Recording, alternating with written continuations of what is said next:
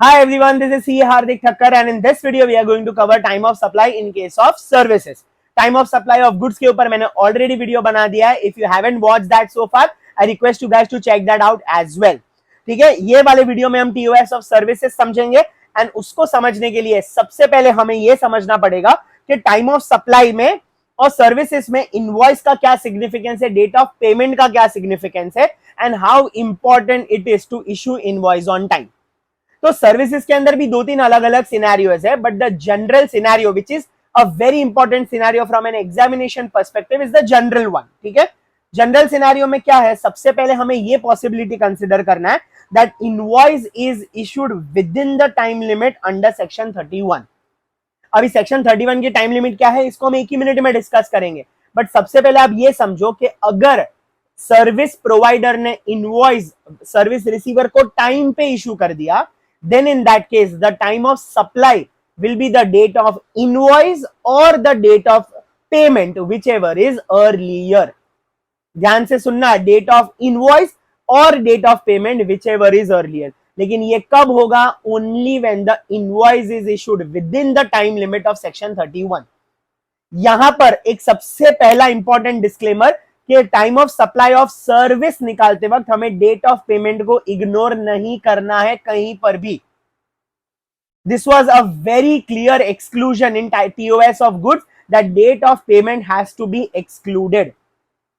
In case of services date of payment is as relevant as the date of service और the date of invoice. तो मान लो situation 1 में आपने invoice time limit में issue कर दिया, तो डेट ऑफ इनवॉइस और डेट ऑफ पेमेंट इन दोनों में से जो जल्दी वाला डेट है that is the time of supply. Simple एकदम. चलिए, तो यहां पे डेट ऑफ इनवॉइस और date of receipt of payment. अब यहां पर आप बोलोगे सर डेट ऑफ पेमेंट का मतलब क्या?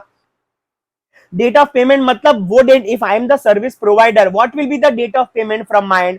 Is it the date on which I record the receipt of payment in my books? मतलब अगर मैंने बुक्स में एंट्री कर ली कि मुझे बायर के पास से या सर्विस प्रोवाइडर के रिसीवर के पास से पैसा आ गया, should I consider that date or should I consider the date on which the money is actually credited in my bank account? तो यहां पर लॉ क्या बोलता है? whichever happens earlier that date is the date of payment. इसका मतलब अगर तुमने पहले रिकॉर्ड कर लिया तो that is the date of payment, और अगर तुम्हारे बैंक अकाउंट में पहले आ गया और तुमने बाद में रिकॉर्ड किया तो the date on which it got credited in the bank account that is the date of payment. So basically bank ने क्रेडिट किया या फिर तूने अपने बुक्स में रिकॉर्ड किया, दोनों में से जो जल्दी वाला दिन होता है that is the date of payment. तो date of payment और date of invoice provided the invoice is issued within time limit. ठीक है, चलो तो $1,000,000 क्वेश्चन के sir what is the time limit of issuing invoice? ठीक है, date of payment जैसे मैंने पहले बताया, date of credit in the bank account और date of recording the receipt of payment in the books of supplier. ये clear हो गया एकदम. Now what is the time limit of issuing invoice? ये सबसे इंपॉर्टेंट है. ठीक है, तो time limit of issuing invoice क्या है? तो फर्स्ट केस में जनरल सिनेरियो में it is with in 30 days of the provision of service. जिस दिन मेरा सर्विस प्रोवाइड करने का कॉन्ट्रैक्ट कंप्लीट हो गया, जिस दिन मेरा सर्विस प्रोविजन कंप्लीट हुआ, उसके within 30 days I have to issue invoice. That is what section 31 says. अगर आपने 30 दिन के अंदर इनवॉइस इशू किया तो ही आप ऐसा बोल पाओगे that I have issued invoice within the time limit. In that case it is date of invoice और date of payment whichever is earlier. Date of payment कैसे निकालना है ये हमने डिस्कस कर लिया. 30 days is for a normal people. If you are a bank and financial institution who is raising invoice for certain provision of services, then in that case the time limit is extended up to 45 days. Here तो मतलब अगर आप bank या financial institution हो तो आप 45 days के अंदर इनवॉइस इशू कर सकते हो. It would still be counted as if you have issued invoice within time limit. लेकिन अगर आप नॉर्मल पर्सन हो, you have to issue it within 30 days. Clear? तो अगर आपने 30 डेज के अंदर कर लिया तो इनवॉइस और payment whichever is earlier. Sir अगर हमने 30 डेज के अंदर इनवॉइस इशू नहीं किया तो क्या होगा? अगर हमने इनवॉइस इशू नहीं किया 30 डेज के अंदर, then in that case it will be, what will be the time of supply? Then time of supply will be the date of payment or the date of provision of service whichever is earlier. समझ में आ गया एकदम? इसका मतलब अगर आपने time limit पे इनवॉइस इशू नहीं किया तो आपके इनवॉइस इशू करने का कोई मतलब ही नहीं है. फिर आप इनवॉइस का डेट जाने दो, फिर आपने कौन से दिन पे सर्विस प्रोवाइड किया था, take that date and take the date of payment, whichever is the earlier date, you take that as the time of supply. I hope this is very very clear to you. मतलब law एकदम clearly बोलता है अपने को हिंदी में हिंदी में अगर translate करूँ तो क्या बोलता है, करने का है इनवॉइस इशू तो टाइम पे करने तो मत कर, फिर तू कौन से डेट पे कर रहा है वो मेरे लिए इंपॉर्टेंट नहीं है, फिर तूने सर्विस कौन से डेट पे प्रोवाइड किया था वो इंपॉर्टेंट है, और the date of payment whichever is earlier. यहां पर डेट ऑफ पेमेंट को इग्नोर नहीं करना। नोटिफिकेशन 66/2017 यहां पर एप्लीकेबल नहीं है। क्लियर एकदम? तो ये हो गया जनरल सिनेरियो, एकदम clear. What will happen in case of continuous supply of service? Continuous supply of service, again, what does it mean? When a service provider provides service for a continuous period of 3 months. Clear?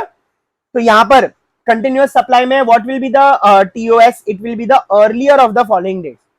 ठीक है, date of issuing invoice, कब तक invoice issue कर लेना है। ठीक है, क्योंकि यहाँ पे सर्विस कब प्रोवाइड हुआ है ये हमें पता नहीं है ना, कंटिन्यूअस सप्लाई है। तो यहाँ पर अगर ड्यू डेट असर्टेनेबल है कॉन्ट्रैक्ट से, कंटिन्यूअस सप्लाई में एक पर्टिकुलर ड्यू डेट के बाद पेमेंट ड्यू हो रहा है, then in that case on और before due date you have to issue the invoice. अगर ड्यू डेट कॉन्ट्रैक्ट से असर्टेनेबल नहीं है तो in that case the date of on और before the date of payment you have to issue the invoice. Clear? अगर आपने payment के बाद इनवॉइस इशू किया तो हम डेट ऑफ पेमेंट को ही कंसिडर करेंगे, और अगर आपका कोई payment percentage completion of the work या माइलस्टोन इवेंट पे लिंक्ड है तो इन दैट केस वो माइलस्टोन इवेंट होने के पहले you should be issuing the invoice. यानी बिल्डर्स में ये बहुत कॉमन है कि आपका 3 फ्लोर बन के हो गया तो 25% of the payment becomes due. समझ में आ गया? तो वो माइलस्टोन जब कंप्लीट होता है तो ऑन और before that date you need to issue the invoice. So when it is linked to the event it should be issued on और before the event is the event on the basis of which invoice payment is linked, तो वो वाला date होने से पहले आपको invoice issue कर देना पड़ेगा। क्लियर?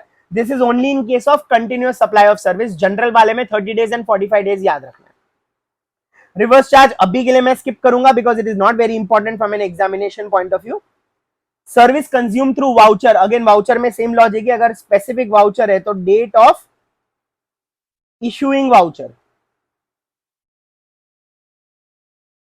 और अगर जनरल वाउचर है तो it is date of utilization of voucher. समझ में आ गया? Correct? Notification 66/2017 is not applicable which means date of payment is relevant. चलिए now let us look at a couple of illustrations, तो आपको क्लियरली आइडिया आएगा what we are talking about. Okay, चलिए पहले ये वाला इलस्ट्रेशन देखते हैं। Question 5, what does it say? Date of providing services, कौन सी डेट को सर्विस प्रोवाइड किया? 1 सितंबर। Date of invoice is 25 September and date of payment is 29 September. ठीक है, चलिए so date of service 1 September. अभी हमारे पास इनवॉइस इशू करने के लिए we had 30 days time. Correct? तो 30 डेज के अंदर अंदर हमको इनवॉइस इशू कर लेना चाहिए था। If we start calculation from second, correct, तो we should be issuing invoice on और बिफोर 1 अक्टूबर। क्या हमने 1 अक्टूबर से पहले इनवॉइस इशू किया है? The answer is yes. तो इसका मतलब क्या मैं ऐसा बोल सकता हूं that invoice is issued within the time limit? Yes, invoice is issued within the time limit. तो in that case what will be the comparison? The comparison will be between date of invoice और date of payment whichever is earlier. तो यहां पर कौन सा वाला date earlier है? यहां पर अर्लियर वाला डेट इज 25 सितंबर। So my time of supply will be 20th September 2024. समझ में आ गया सब लोग को? Sure everyone? Let's go further. What does second question say? Date of providing service 1 September. Date of issuing invoice 25 October and date of payment is 29 September. समझ में आ गया? यहाँ पे इनवॉइस उसने इशू किया है 25 अक्टूबर को एंड सर्विस प्रोवाइड किया है 1 सितंबर। आइडियली अगर ये बैंक और फाइनेंशियल इंस्टीट्यूशन नहीं है तो इसको विद इन 30 डेज, मतलब ऑन और बिफोर 1 अक्टूबर इसे इनवॉइस इशू कर लेना चाहिए था। That would have been 30 days. Correct? But is he issuing invoice within that time limit? The answer is no. तो अगर ये टाइम लिमिट पे इनवॉइस इशू नहीं कर रहा है तो फिर डेट ऑफ इनवॉइस को हटाओ, फिर वो इंपॉर्टेंट ही नहीं है। फिर हम कौन सी दो डेट को कंपेयर करेंगे? फिर हम कंपेयर करेंगे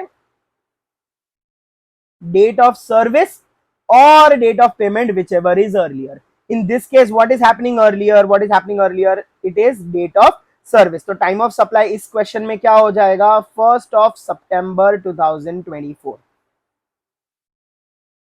समझ में आ गया? Invoice not issued within time, date of service और date of payment whichever is relevant. I hope this is getting clear to you. Let's take one more illustration. ठीक है, चलिए Date of providing service again 1st of September. Date of issuing invoice 15th of September. And date of payment is 29th of August. अभी पहले मुझे बताओ, क्या invoice time limit में issue हुआ है? क्या इनवॉइस टाइम पे इशू हुआ है? He should have issued invoice on or before 1st of October. He has issued it on 15th of September. मतलब ये इनवॉइस तो टाइम लिमिट पे इशू हुआ है. नाउ तो कंपैरिजन किसके बीच में होगा? Comparison will be between the date of invoice और द डेट ऑफ पेमेंट. और यहाँ पे कौन सा वाला डेट अर्लियर है? Date of payment happens to be relevant, happens to be earlier, which is 29th of August 2024.